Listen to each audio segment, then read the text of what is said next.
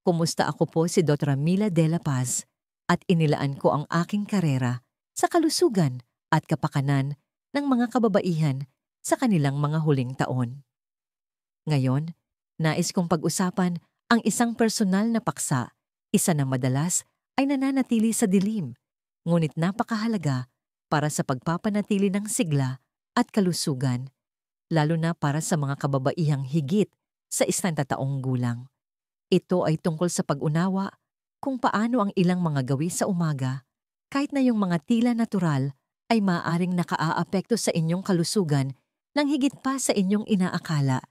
Naisip niyo na ba kung paano ang isang bagay na kasing likas at personal, tulad ng morning self-pleasure o sariling pagbibigay kasiyahan sa umaga, ay maaaring tahimik na kumakalaban sa inyong kalusugan pagkatapos ng edad 60? Para sa milyon-milyong nakatatandang kababaihan, ang masturbasyon ay hindi lamang isang pribadong gawain. Ito ay isang sandali ng pag-alis ng stress, isang nakasanayan, isang koneksyon sa sariling katawan. Ngunit kapag ginawa sa ilang mga paraan, lalo na't nagbabago ang ating mga katawan, sa pagtanda maaari itong magdulot ng sunod-sunod na mga isyu sa kalusugan na dahan-dahang sumisira sa inyong sigla, kumpiyansa at maging sa inyong kakayahang gumawa ng pang-araw-araw na gawain. Hindi ito tungkol sa kahihiyan, ito ay tungkol sa kamalayan. Habang tumatanda ang inyong katawan, gayon din ang inyong mga antas ng hormone, ang tibay ng inyong pelvic floor, ang mga tissue sa ari at ang kakayahang bumawi ng katawan.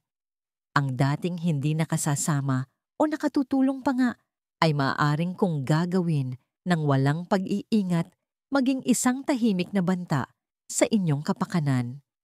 At ang nakababahala ay hindi ito napapansin ng karamihan sa mga nakatatandang kababaihan hanggat hindi pa huli ang lahat.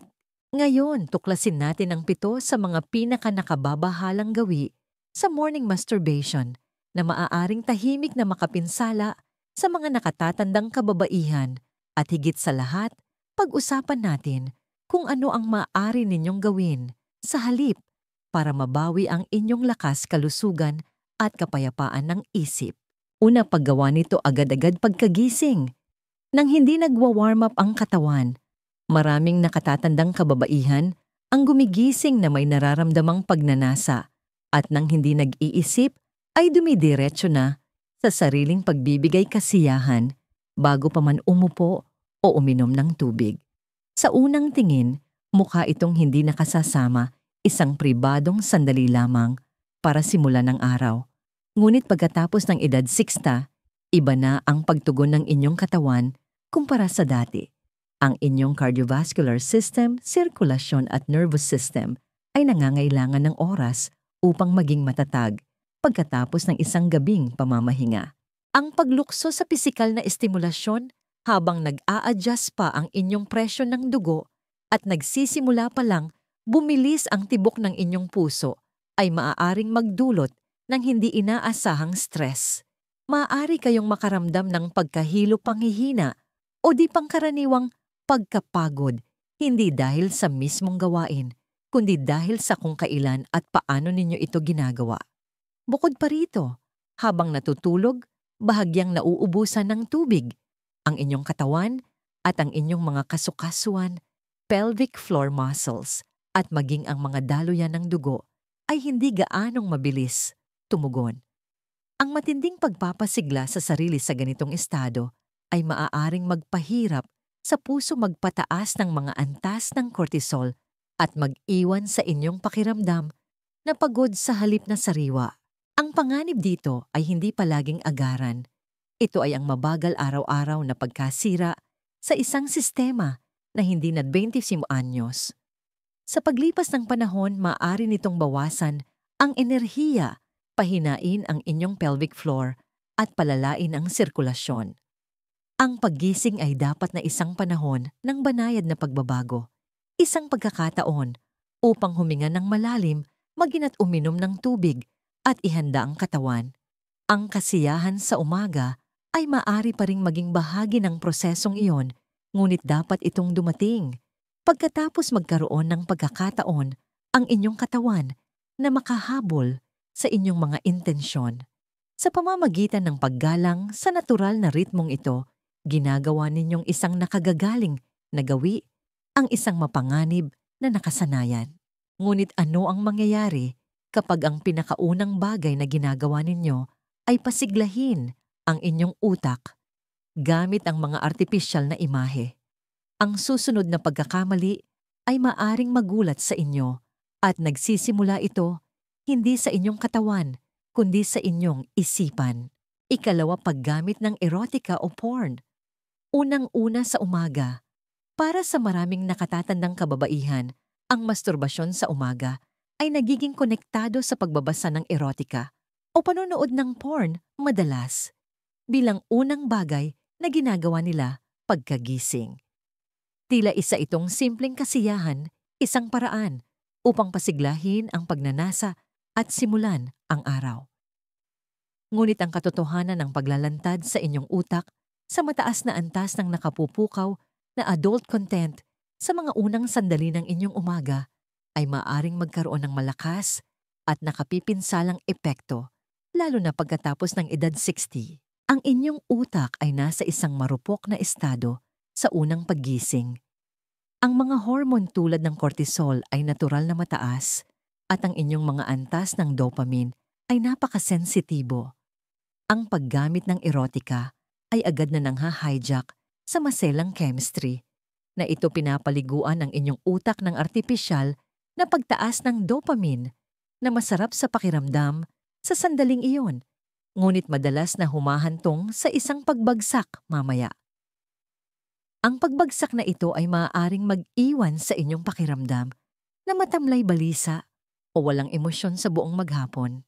Sa paglipas ng panahon, pinupudpud ng gawin na ito ang inyong natural na kakayahang makaramdam ng kasiyahan mula sa tunay na koneksyon, malusog na gawi, o makabuluhang mga karanasan.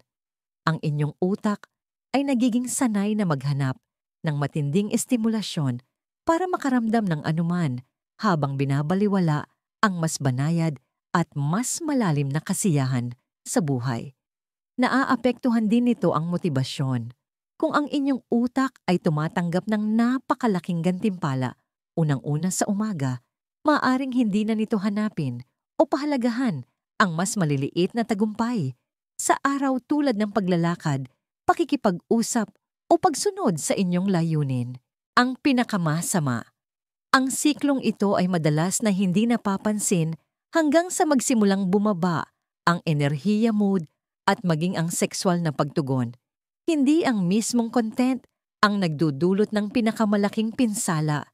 Ito ay ang paggamit nito ng walang kamalayan at sa pinakamasamang posibleng panahon para sa inyong isip at katawan. May mas mabuting paraan para simulan ang inyong araw, isa na nagbibigay lakas sa halip na umuubos nito. Ngunit bago pa man ninyo isipin ang kasiyahan, alam nyo ba na ang paglaktaw sa isang simpleng gawain ay maaaring humantong sa masakit na impeksyon at mga problema sa pantog? Ang susunod ay maaaring ikagulat ninyo. Ikatlo, masturbasyon. Nang hindi mo na umiihi o walang tamang kalinisan, isa sa mga pinakanapapabayaan, ngunit kritikal na gawi na nakaaapekto sa mga nakatatandang kababaihan ay ang pagsasagawa ng morning masturbation nang hindi muna inilalabas ang ihi o nagsasagawa ng tamang kalinisan. Pagkatapos ng isang gabing tulog ang pantog ay madalas na puno. Para sa mga kababaihan, maikli ang urethra at malapit sa ari, kaya madaling makapasok ang bakterya. Kapag pinasigla ninyo ang inyong sarili, nang hindi muna umiihi nanganganib kayong maitulak ang bakterya mula sa nakapaligid na balat papasok sa urethra na hahantong sa urinary tract infection, UTI.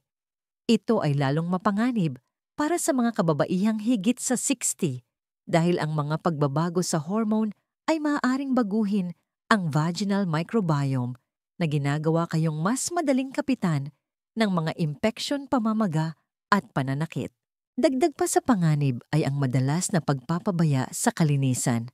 Maraming kababaihan ang hindi naghuhugas ng kanilang mga kamay o anumang laruan bago ito gawin lingid sa kanilang kaalaman na ang mga bakteryang naipon sa magdamag ay madaling mailipat. Pagkatapos ng menopause, ang mga tissue sa ari ay madalas na mas manipis at mas maselan, at kahit ang bahagyang pagkakalantad sa mga mikrobyo ay maaaring humantong sa iritasyon, bacterial vaginosis o iba pang pangmatagalang problema sa kalusugan, lalo na para sa mga may mahinang immune system o diabetes. Ang mabuting kalinisan at isang mabilis na pagpunta sa banyo ay maaaring mukhang maliit na bagay, ngunit bumubuo sila ng isang simpleng panangga laban sa hindi kinakailangang discomfort o mga medical na komplikasyon. Ang mga maliliit na hakbang na ito ay hindi tungkol sa takot. Ito ay tungkol sa respeto. Ang paggalang sa inyong katawan ay nangangahulugang paghahanda nito, pag-aalaga nito, at hindi pagputol ng mga proseso para lamang sa kapakanan ng nakasanayan. Ang inyong kalusugan ay napakahalaga para isugal sa mga gawi na napakadaling itama. At kung pag-uusapan ng proteksyon, gumagamit ba kayo ng isang paraan na maaaring dahan-dahang sumisira sa inyong pinakasensitibong mga tissue nang hindi ninyo namamalayan? Ang susunod na malalaman ninyo ay maaaring magbago ng inyong pag-iisip tungkol sa estimulasyon magpakailanman. Ika-4, masyadong marahas na estimulasyon o walang gamit na lubricant. Habang tumatanda ang mga kababaihan, marami ang nakatutuklas na kailangan nila ng iba o mas direktang estimulasyon upang makamit ang pagka-excite. Ngunit ito ay maaaring humantong sa isang bitag, ang pag-iisip na ang mas maraming diin o mas mabilis na paggalaw ang tanging sagot. Pagdating sa morning self-pleasure, ang mga agresibong pamamaraan o anumang estimulasyon na walang sapat na pampadulas ay maaaring magdulot ng tunay na pinsala sa paglipas ng panahon. Pagkatapos ng menopause, ang mas mababang antas ng estrogen ay humahantong sa vaginal atrophy na nangangahulugang ang mga tissue ng vulva at ari ay nagiging mas manipis, mas tuyo at hindi na gaanong nababanat. Ang pagpapasigla sa mga maselang tissue na ito ng may labis na pagkiskis ay hindi lamang nagdudulot ng panandaliang pananakit. Maaari itong maging sanhi ng maliliit na sugat o microtears pamamaga at paulit-ulit na iritasyon. Ito ay unti-unting sumisira sa mga nerve endings at maaring humantong sa pananakit tuwing may contact dyspareunia, nabawasang pakiramdam, o kahit na pag-iwas sa pakikipagtalik. Ito ay lalong totoo sa umaga kung kailan maaring hindi pa kayo ganap na nai-excite o natural na basa. Sa halip na bumuo ng malusog na sexual na paggana, sinasanay ng gawin na ito ang inyong katawan na iugnay ang kasiyahan sa discomfort na ginagawang mas mahirap na tamasahin ng banayad at totoong pakikipag-ugnayan. Ang mga nakatatandang kababaihan ay madalas na nakakaramdam ng pressure na gawin ang mga bagay tulad noong sila ay mas bata pa. Ngunit sa katotohanan, ang tunay na kasiyahan at pangmatagalang kalusugan ay nagmumula sa pagiging maingat kahinahunan at paggamit ng isang dekalidad na lubricant. Hindi ito tungkol sa mas kaunting kasiyahan. Ito ay tungkol sa mas matalinong kasiyahan na sumusuporta sa inyong kalusugan sa halip na sumisira dito. Ang susi ay pakinggan kung ano talaga ang hinihiling ng inyong katawan na madalas ay mas maraming kahinahunan at pagkabasa, hindi kung ano ang idinidikta ng nakasanayan. At kung sinusunod ninyo ang parehong gawain sa loob ng maraming taon nang hindi nag-iisip, maaaring may mas malalim na tanong na kailangan ninyong itanong sa inyong sarili. Ginagawa niyo ba ito dahil sa tunay na pagnanasa o ito ba ay isang bagay na nakasanayan niyo na lang? Ang susunod na malalaman ninyo ay nagbubunyag ng isang tahimik na gawi na umuubos ng higit pa sa inyong enerhiya. Ika-5, ginagawa. Ito dahil sa kaugalian, hindi dahil sa tunay na pagnanasa. Sa pagtanda ay madalas na dumarating ang rutina. At para sa maraming nakatatandang kababaihan, ang morning masturbation ay nagiging ganoon na lamang isang rutina. Hindi na ito tungkol sa tunay na pagnanasa o pisikal na pangangailangan, kundi isang paraan lamang para simulan ng araw punan ang oras o ilihis ang atensyon mula sa hindi komportableng emosyon. Ang problema, kapag ginagawa ninyo ang isang napaka-personal na gawain dahil sa nakasanayan, sa halip na may intensyon dahan-dahan, nitong tinatanggal ang koneksyon ninyo sa inyong sariling katawan at emosyon. Ang dating nagdudulot ng kasiyahan o ginhawa ay nagiging isang walang lamang reflex na nag-aalok ng kaunti lamang kaysa sa panandaliang distraksyon. Ang ganitong uri ng pag-uugali ay maaaring mukhang hindi nakasasama sa una, ngunit sa paglipas ng panahon, maaari nitong papurulin ang inyong pakiramdam ng kasiyahan, bawasan ang inyong kamalayang emosyonal at maging sanhi ng pakiramdam ng kalungkutan o kawalang kasiyahan. Ang inyong katawan ay nagsisimulang tumugon hindi sa pagnanasa o koneksyon, kundi sa pagkabagot, pagkabalisa o sa pangangailangang iwasan ang hindi komportabling pakiramdam. At habang umaangkop ang utak sa ganitong pattern, maaaring makita ninyo ang inyong sarili na hindi na gaanong interesado sa makabuluhang pakikipagtalik, hindi gaanong masigla sa buong araw, at mas malayo ang emosyon nang hindi napapansin kung bakit. Ang pagnanasa ay isa sa pinakamakapangyarihang puwersa na mayroon tayo. Sinasalamin nito ang pagiging buhay koneksyon at personal na kapangyarihan. Ang pagpapalit nito ng rutina ay nagbabawas sa siglang iyon. Karapat-dapat kayo sa higit pa sa isang gawi na nag-iiwan sa inyong walang emosyonal na laman. Ang muling pagkonekta sa inyong tunay na mga pagnanasa, hindi lang pisikal, kundi emosyonal at relasyonal, ay mahalaga para sa pangmatagalang kapakanan. Kaya tanungin ang inyong sarili, tuwing umaga, gusto ko ba talaga ito? O ginagawa ko lang ito dahil nakasanayan? Ang inyong sagot ay maaaring magulat sa inyo at gayon din ang magiging pisikal na kapalit kung patuloy ninyong babaliwalain ang tunay na kailangan ng inyong katawan.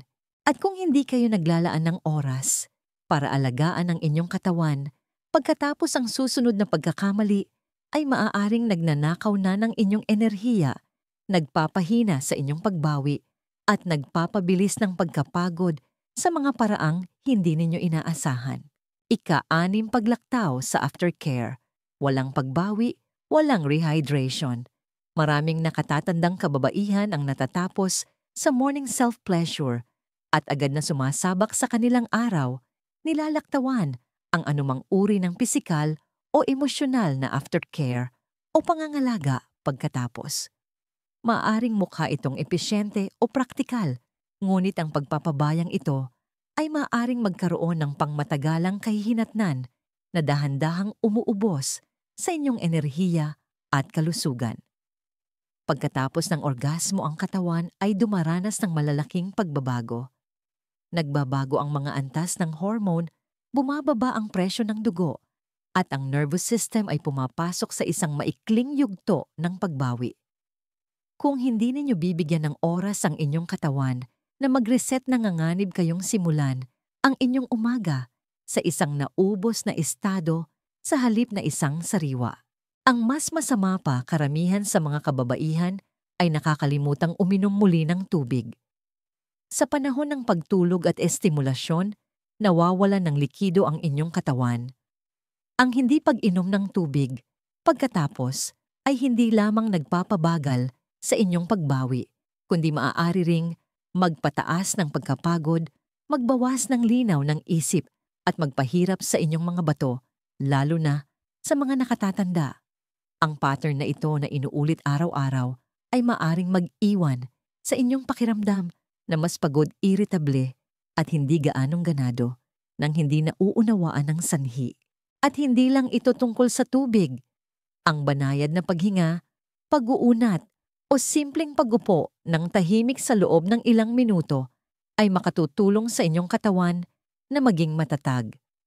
Ang mga simpleng gawaing ito ay sumusuporta sa inyong tibok ng puso, nagpapabuti ng sirkulasyon ng dugo at tumutulong na balansehin ang nervous system. Ang paglaktaw sa aftercare ay tulad ng pagtakbo sa isang karera at hindi kailanman nag-cool down. Maaaring hindi ninyo maramdaman agad ang pinsala, ngunit naiipon ito sa paglipas ng panahon. Ang paggalang sa inyong katawan pagkatapos ng anumang uri ng paglabas ay hindi kahinaan. Ito ay karunungan. Ito ay kung paano ninyo pinoprotektahan ang inyong lakas, pinapanatili ang inyong mga hormone, at pinananatiling balanse ang inyong sarili sa isip at katawan sa buong araw. Ngunit paano kung ang tunay na dahilan kung bakit kayo naghahanap ng kasiyahan tuwing umaga ay hindi tungkol sa katawan? Ang huling gawi ay nagbubunyag ng isang nakatagong emosyonal na pattern na maaaring tahimik na humuhubog sa lahat ng iba pa. Ikapito, pagbabalewala sa emosyonal na senyales sa likod ng gawi. Para sa maraming nakatatandang kababaihan, ang morning masturbation ay nagiging higit pa sa isang pisikal na paglabas. Nagiging paraan ito upang harapin ang mas malalim at hindi nasasabing mga emosyon. Ang kalungkutan, pagluluksa, pagkabagot, pagkabalisa, o kahit na hindi pa nalulutas na kalungkutan mula sa maraming pagbabago sa buhay ay maaaring tahimik na maipon sa paglipas ng panahon. Sa halip na direktang tugunan ang mga emosyong ito, ang ilang kababaihan ay bumabaling sa ginhawa ng isang pamilyar na pisikal na ritual upang makaramdam ng panandaliang pakiramdam ng kontrol o ginhawa. Ngunit kapag ito na ang naging pamantayan ng emosyonal na ugat ng pag-uugali, ay nananatiling nakabaon tahimik na nagiging mas mabigat sa bawat araw na lumilipas. Ang sariling pagbibigay kasiyahan ay hindi nakasasama sa ganang sarili, ngunit ang paggamit nito upang iwasan ang emosyonal na discomfort ay maaaring gawing isang anyo ng tahimik na pagsupil ang dating malusog na paraan.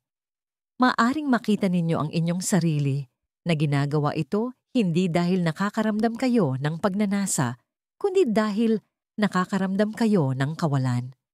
Ang kawalan na iyon ay isang senyales, hindi isang kabiguan. Ito ang inyong panloob na sarili na humihingi ng atensyon, habag at koneksyon, hindi lang estimulasyon. Ang pagbabaliwala sa mga emosyonal na pahiwatig na ito ay hindi nagpapawala sa kanila.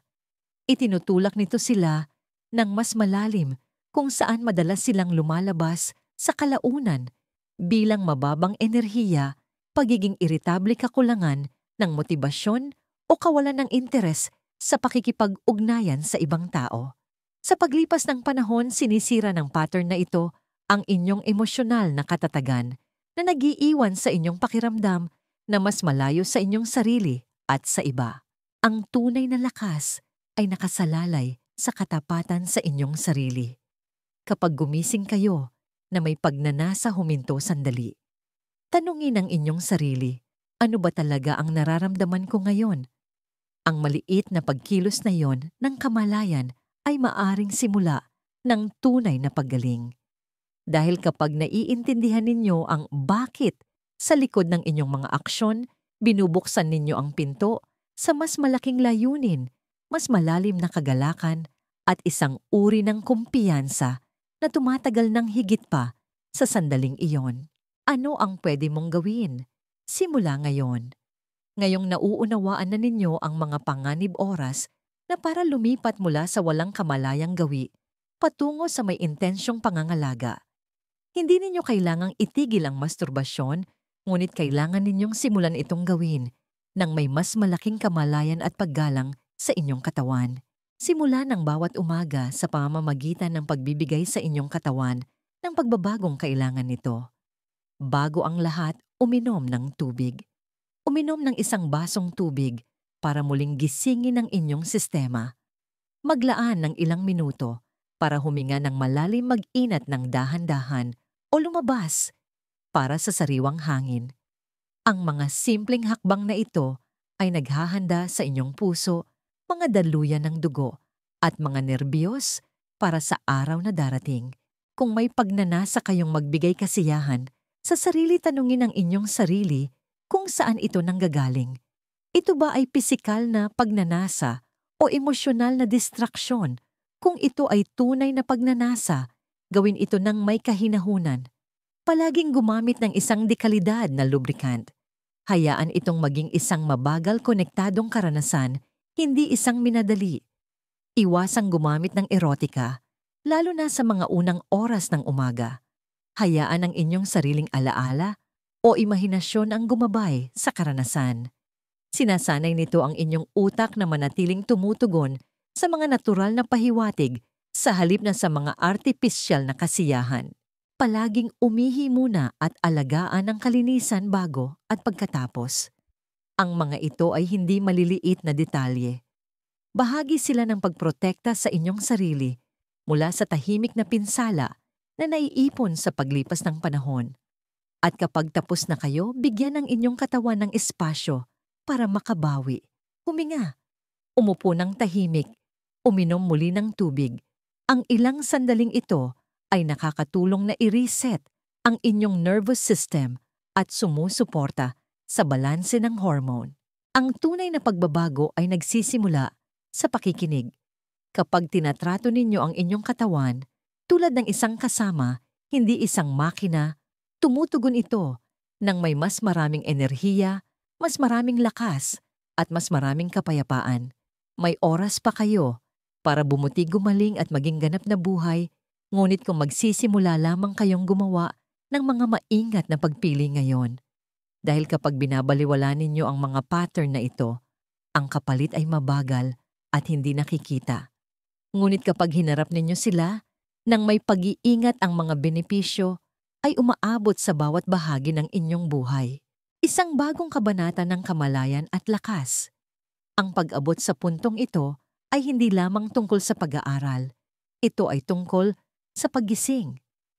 Ang morning self-pleasure ay hindi likas na nakasasama, ngunit ang paraan ng paglapit ninyo dito ay maaring magprotekta sa inyong kapakanan o dahan-dahang sumira nito.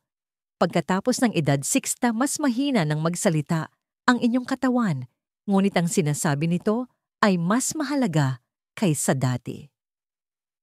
Sinasabi nito sa inyo kung kailan nito kailangan ng kahinahunan sa halip na puwersa intensyon sa halip na nakasanayan pampadulas sa halip na kapabayaan.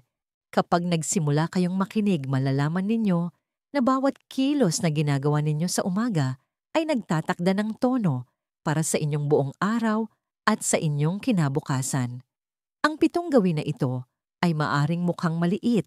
Sa simula paglaktaw sa tubig, paglaktaw sa kalinisan paggamit ng erotika, nang walang pag-iisip, pagmamadali sa kasiyahan dahil sa pagkabagot.